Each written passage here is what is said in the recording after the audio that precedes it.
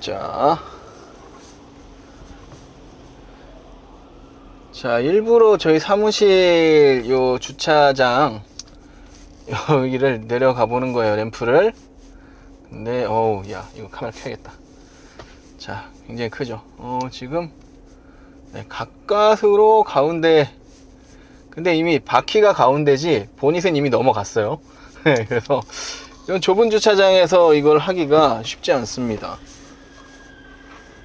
이걸 가지고 뭐 쇼핑몰 지하 주차장이나 이런 데 가면 대략 난감한 거예요. 이걸로 갈 수 있는 곳은 이케아하고 코스트코입니다. 거의 이제 마주 보는 반대편에서 올라오는 차량은 제가 가면 올라올 수 없는 거죠, 이제. 그러니까 이 회전 구간에서 마주치면 대략 난감한 거야. 반대편에 올라오는 사람은 저한테 그러겠죠. 뭐야, 이 사람은 왜 이렇게 응? 중앙선을 넘어왔어? 그렇겠지만 난 이미 오른쪽도 다 붙었거든. 그래도 시에라보단 좀 나은 것 같아요. 네.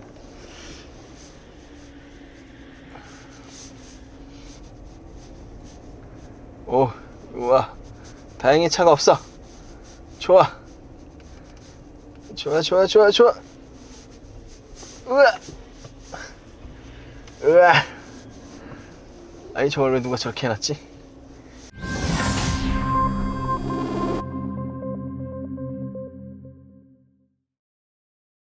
자, 네, 여러분 안녕하십니까. 웨시TV 제인스입니다. 지금 타고 있는 차량은 쉐보레 풀사이즈 SUV 타호입니다. 아이고, 신호가 애매하네. 지금 제가 3일째 이 차량을 거의 일상에서 운행을 하고 있어요. 물론 로드 리뷰를 찍으러 뭐 몇 번 나갔다 오고 했지만 뭐랄까, 기본적으로 이 V8 엔진에 뭐 에코텍은 뭐 시에라 때도 말씀드렸다시피 생각보다 조용하진 않습니다. 생각보다 시끄럽고. 하지만 뭐 워낙 소음 대책이 괜찮게 되어 있는 편이라서 실내에 들어오는 소음 유입은 굉장히 거슬리는 소음은 없습니다. 물론 엔진 소리는 들리고요. 그리고 이게 시에라 때와는 달리 SUV 형태라서 그런지 차가 뭐 실제로도 전장은 더 짧습니다만 그렇게 커 보이진 않습니다. 물론 실제로는 큰데 다른 차들이 볼 때 그렇게 크게 안 보는 것 같아요. 그래서 시에라 때는 이 차들이 알아서 좀 비키는 그런 느낌이었는데 이 녀석은 차들이 알아서 비켜가진 않네요. 네. 우선 기본적인 사항들을 말씀드리면 이 녀석은 물론 같은 GM의 GM그룹의 OHV 6200cc 에코텍 3 L87 엔진을 쓰고 있는 차량이고요. 네, 다만 이제 시에라와의 차이점은 픽업이냐 SUV냐의 차이, 그리고 시에라가 한번 페이스리프트 된 모델이기 때문에 얘가 약간 실내 고급감이 살짝은 떨어진다는 느낌이 없지 않아 있습니다. 저희 아버지께서 지금 쉐보레 트래버스를 운용을 하고 계신데, 타고 계신데, 보시더니 이게 실내가 별로 고급스럽지 않네 하시더라고요. 네, 그래서 시에라가 좀 더, 물론 크게 차이는 안 납니다. 베이스가 같은 차량이기 때문에 시에라가 좀 더 고급감이 있지 않나. 그리고 한 가지 불편한 것은 얘죠, 얘. 뭐 드라이브는 브레이크 잡고 당겨야 되고요. 중립은 눌러야 되고, R도 당겨야 되고, P도 눌러야 되고, 이런 것들이 좀 일관성이 없고, 그리고 이쪽에 이렇게 몰려있는 자체도 좀 불편합니다. 네, 이런 것들은 좀 개선이 됐으면 좋겠고, 그리고 여기도 보시면은 공조 제어 버튼이나 이런 것들이, 얘네들이 이 그림에 불이 들어오는 게 아니에요. 그림에 불이 들어오는 게 아니고 그냥 요거 하나하나가 요 옆에 LED 작은 게 있어요. 얘네들의 불이 들어오는 거라서 이게 지금은 낮이라 괜찮은데 어두울 때는 안 보입니다. 뭐를 눌러야 되는지, 뭐가 눌려 있는지 알 수가 없어요. 이거 하나 좀 불편하더라고요. 뭐 나머지 기본 사양은 시에라하고 거의 같습니다. 물론 전장이 좀 더 짧고 무게가 조금 더 나갑니다. 왜냐하면 시에라는 트럭이니까 적재하중이 없을 때는 뭐 뒤에가 가볍죠. 근데 이 녀석은 뒤에 이제 다 위를 덮고 있으니까 좀 더 그만큼의 무게는, 셰시 무게가 나가는 거고, 뭐 그러다 보니까 동일한 스펙의 같은 휠, 같은 타이어, 뭐 같은 엔진 이렇게 끼워 놨음에도 불구하고 연비가 조금 더, 공인 연비가 안 좋아요. 환경부에서 공지돼 있는 연비가 시에라보다는 좀 떨어집니다. 하지만 근데 또 이게 막상 운전해보면, 뭐 제가 지금 운용 구간이 그래서 그런 걸 수도 있는데, 저는 지금 시에라보다 연비가 잘 나오고 있어요. 시에라를 탈 때보다. 이게 바로 이어서 제가 시에라에 이어서 시승을 하고 있기 때문에 바로 비교가 돼서 좋습니다. 네. 그리고 이 승차감이 전형적인 미국 차, 우리 헐리우드 영화에서 보면은 미국 차들은 막 이렇게 꿀렁꿀렁 대면서도 막 추격전 하면서 막 가고 부딪히고 하는데도 막 계속 굴러가잖아요. 물론 제가 지금 어디 부딪힐 수는 없습니다만 그런 느낌이에요. 꿀렁꿀렁 하는데 꿀렁꿀렁한 게 불편하진 않고요. 시에라가 제가 승차감이 좋다라고 분명히 평가를 했는데, 그거는 픽업 치고 좋다는 거고, 어쨌든 그래도 얘가 더 좋습니다. 왜냐면 이제 후륜의 이제 픽업이기 때문에 시에라는 판스프링에 그 튀는 그런 동작들을 잡아주기 위해서, 그런 운동성을 잡아주기 위해서 댐퍼를 추가한 이런 형상이었어요. 근데 이 녀석은 뭐 그게 아니기 때문에, 이 녀석은 정상적인, 이게 사실은 이제 패밀리 대형 SUV로 나온 거기 때문에, 그래서 얘가 승차감이 훨씬 좋습니다. 체감이 될 정도예요. 시에라 때는 확실히 약간 좀 더 통통 튀는 느낌이었고, 얘는 좀 더 꿀렁꿀렁한 느낌입니다.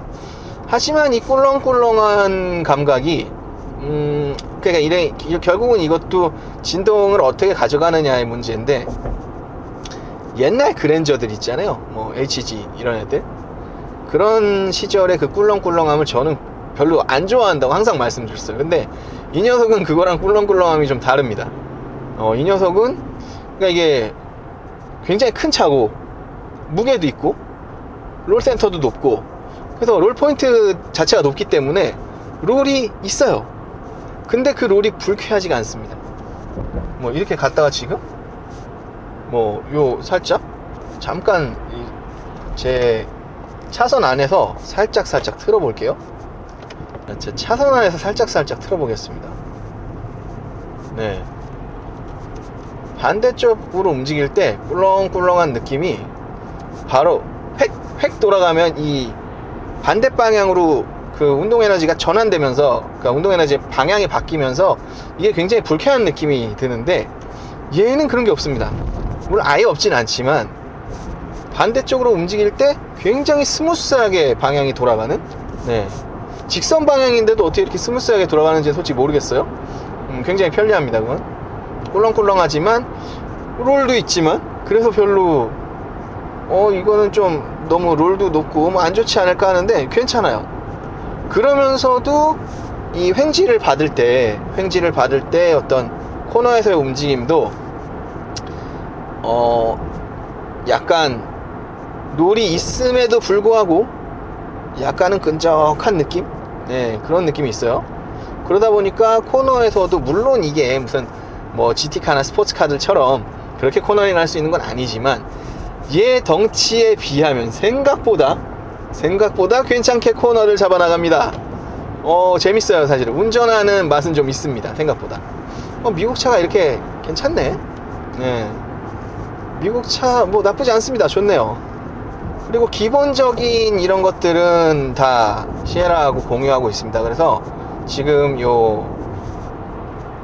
인포테인먼트 시스템이나 이런 것들 전부 제가 시에라 리뷰할 때 보여드렸던 그대로고요. 예, 카메라 탑에 있고, 이렇게 내비게이션이 내장되어 있는 것이 아니고 이렇게 안드로이드 오토나 애플 카플레이를 통해서 내비게이션을 활용할 수 있습니다. 다만 한 가지 불편했던 게 뭐냐면, 시에라는 그렇지 않았는데 이 녀석은 안드로이드 오토가 자주 끊기고 처음에 연결이 잘 안 되더라고요. 제가 시에라 때 칭찬했던 게, 아니 이렇게 슉슉 잘 붙는다고 제가 말씀을 드렸었는데, 얘는 그렇지 않아서 왜 그럴까 봤더니, 이게 무선 유선을 다 지원하는데 여기가 충전 포트가 아니고요, 데이터 포트입니다. 그래서 이쪽에서 충전을 하려고 연결을 해놨더니 핸드폰에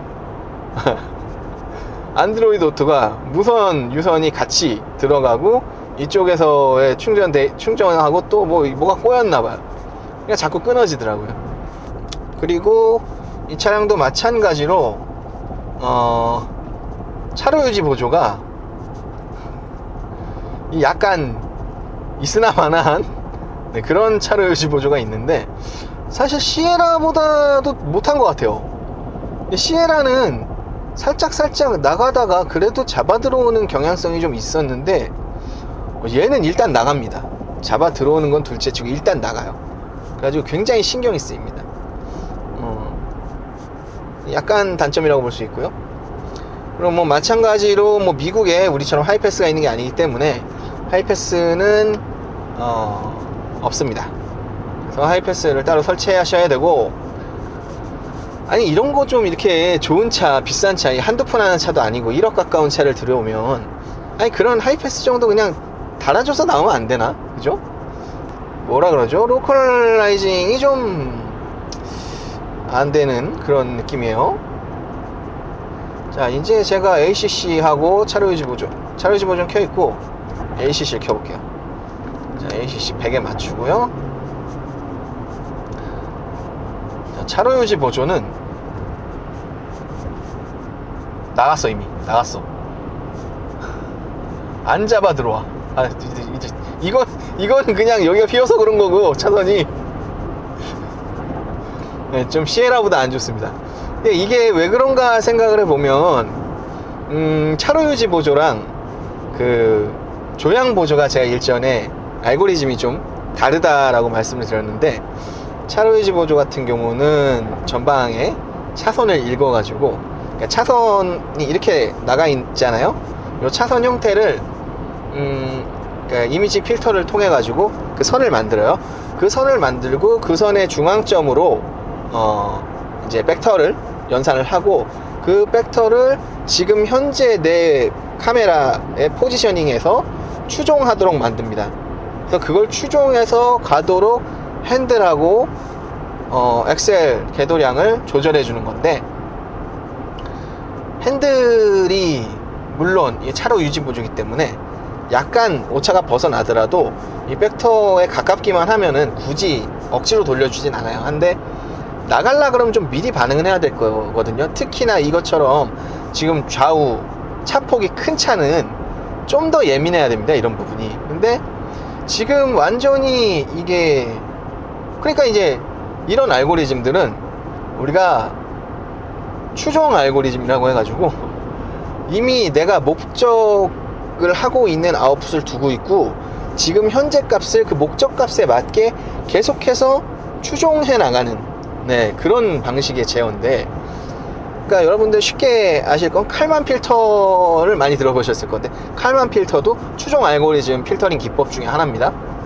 근데 지금 얘의 차로 유지 보조에서 나타나지는, 물론 이제 제가 이걸 코딩을 한 게 아니기 때문에 완전히 알 수는 없지만 현상적으로 보여지는 것만 봐서는 그 추종 알고리즘은 너무나 미약하고, 실제로 내가 이 벡터를 벗어나서 내가 위험지역, 즉 차선에 걸치게 됐을 때 이때의 센서 피드백만 가지고 지금 이거를 잡으려고 하는 것 같다, 이런 느낌을 지울 수가 없어요. 이거는 좀 GM그룹 전체가 지금 이걸 공유하고 있기 때문에 GM에서 이런 거는 좀 수정해야 되지 않을까, 좀 더 업그레이드를 해야 되지 않을까 좀 신경을 썼으면 좋겠어요.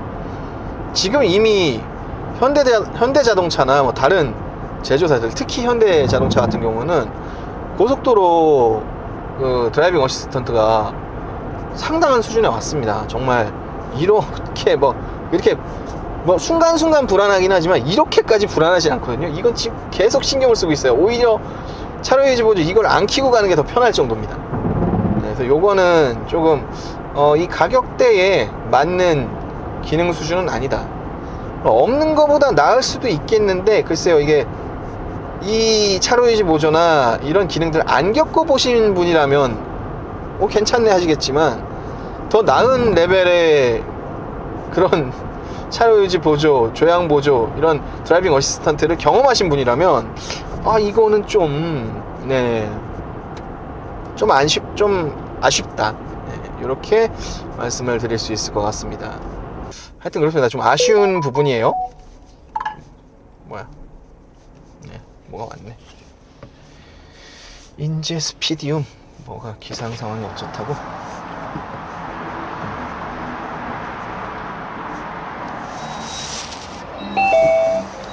정상 처리되었습니다.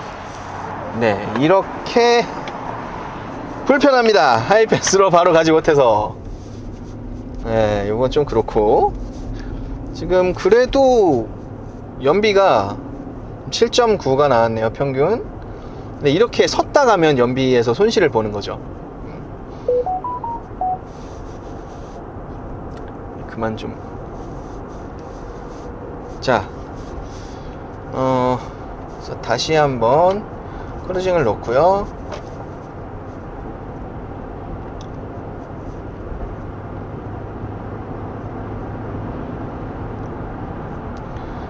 그리고 이 차량의 가속 감속도 굉장히 좋아요. 저는 사실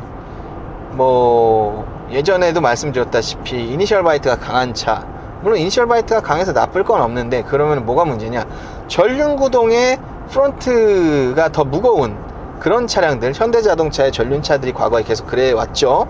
그런 차량들은 브레이크의 이니셜 바이트가 강하고, 그리고 저단 기어의 기어비 세팅이 강하게 돼 있어요.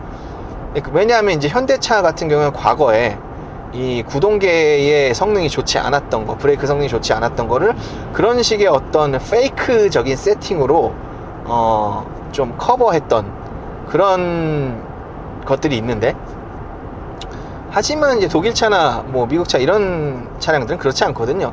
딱 정량적으로 리니어하게 이 조절을 맞추려고 노력을 합니다. 그래서 GM 같은 경우도 대부분 GM 차들이 그래요. 그래서 가속할 때도 악셀레이터를 밟으면 밟는 대로 나가고요, 브레이크를 밟으면 브레이크를 밟는 만큼 섭니다. 그래서 처음 미국차, 독일차를 타시는 분들은 이게 약간 브레이크가 밀린다 라고 이해하실 수도 있어요. 실제로 일부 리뷰어 분들 중에 제가 포르쉐도 막 브레이크가 밀린다고 하는 분이 계시더라고요. 아닙니다. 그렇지 않아요. 그게 이제 이니셜 바이트가 강하지 않고 누른 만큼 제동력이 나오기 때문에 그런 건데, 사실 이 세팅이 맞는 겁니다. 그래서 지금 이 차량 같은 경우도 그런 세팅이 되어 있고요. 그리고 이게 차량 무게가 2.6톤 정도, 2.7톤 이 정도 되는데 2.7톤. 근데 얘가 이 무게를 가지고도 가속 성능이나 이런 것들이 양호합니다. 그래서 가속 성능을 한번 볼까요? 가속 성능 한번 보면 지금 80인데 100까지 아니다, 뒤에 빠졌네요. 제가 한 60까지 줄이고 100까지 가속을 해볼게요. 자, 70에서 가속 한번 해보겠습니다. 100까지. 네, 순식간에 올라가네요. 우웅 하더니 100 됐어요. 굉장히 빠르죠? 충분히 일단 토크가 충분하고, 엔진 RPM도 올라가고, 또 가속 페달을 밟고 난 이후에 어떤 움직임들도 내가 원하는 만큼 딱딱 주어집니다. 그래서 이 덩치를 가지고도 가속 성능이나 추월 성능 나쁘지 않습니다. 브레이크 성능 마찬가지로 나쁘지 않아요. 자, 그리고 이런 방금 전에 요 앞에 지나간 이런 교각의 이제 결합 부분, 이런 부분들을 지날 때도 사실은 이 덜컹 하는 느낌들이 있는데, 얘는 굉장히 스무스하게 그냥 지나갑니다. 여기도 네, 별로 뭐 감각이 없어요. 그냥 지나가요. 네, 덜컹 소리는 조금 날 때가 있고 안 날 때가 있는데, 제 몸으로 느껴지는 건 딱히 별로 쿵 했구나. 네, 이번엔 별로 느껴지지도 않았어. 심지어 네, 좋습니다. 이게 차량의 휠과 타이어, 그러니까 바퀴가 커서도 있고요. 이 미국 차의 전형적인 이런 세팅들, 미국 도로가 안 좋은 데가 많아요, 사실은. 그러다 보니까 또 이거를 장거리를, 그 안 좋은 도로를 장거리를 운행해야 되는 게 미국 환경인데, 그런 미국 환경에서 봤을 때는 굉장히 편한 차입니다. 네. 뭐 바닥에 무슨 상태들이 내 몸으로 전달되는 내용이 별로 없어요. 너무 좋아요.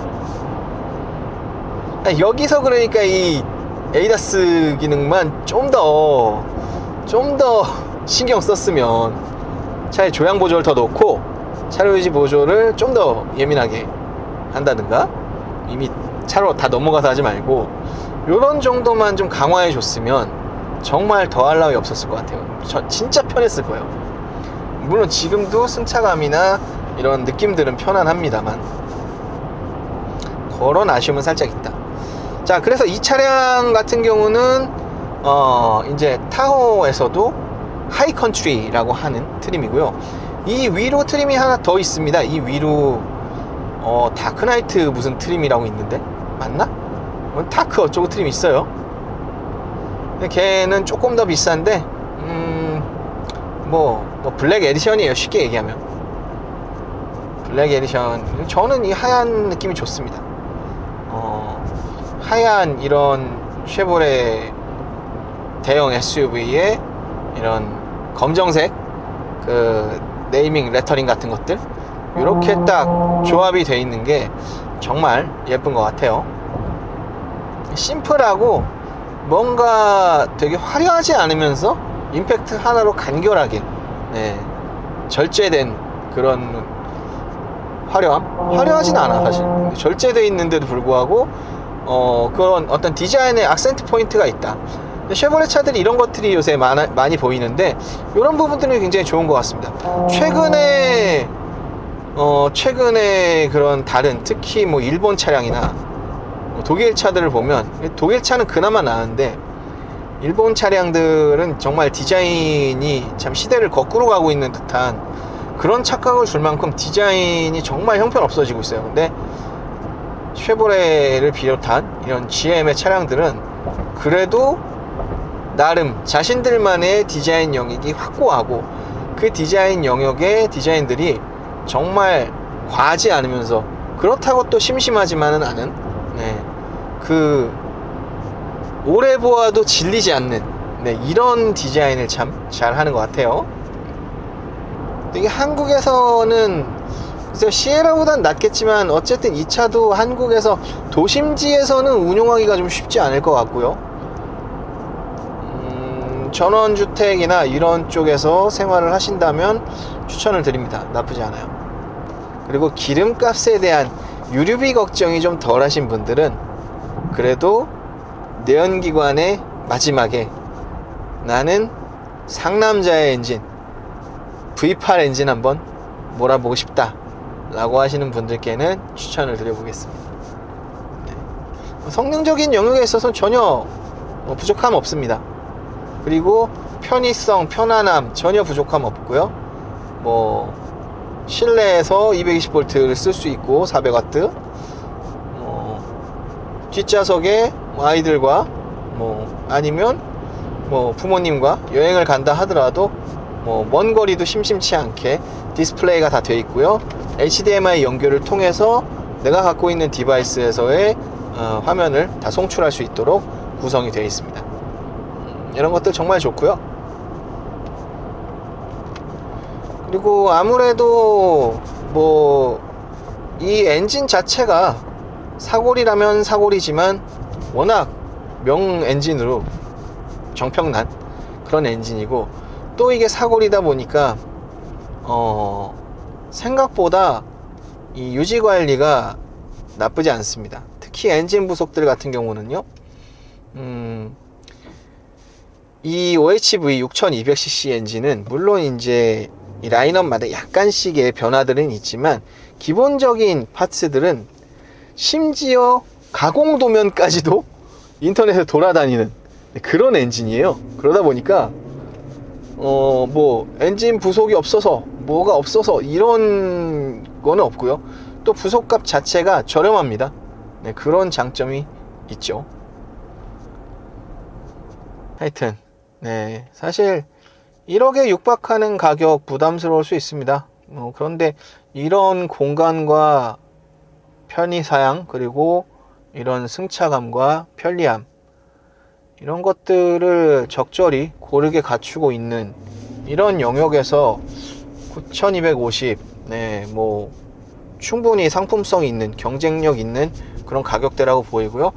이 차량의 상품성을 위협할 만한 차가 곧 나올 EV9 정도인데, EV9의 가격대가 얘랑 유사할 거거나 약간 저렴할 거기 때문에 이제 운용 환경에 따라서 EV9을 선호할 수 있어도, 이게 운용 환경이 또 마땅치 않으신 분들, 전기차 운용하기가 마땅치 않으신 분들은 이런 선택지도 있다라는 거를 한 번쯤 생각을 해 두셨다가 구입을 해 보시는 것도 나쁘지 않을 것 같아요. 자, 그러면 쉐보레 타호 하이컨트리 트림의 로드 시승기는 여기까지 마치겠고요. 또 다른 자동차의 시승기로 찾아뵙도록 하겠습니다. 감사합니다.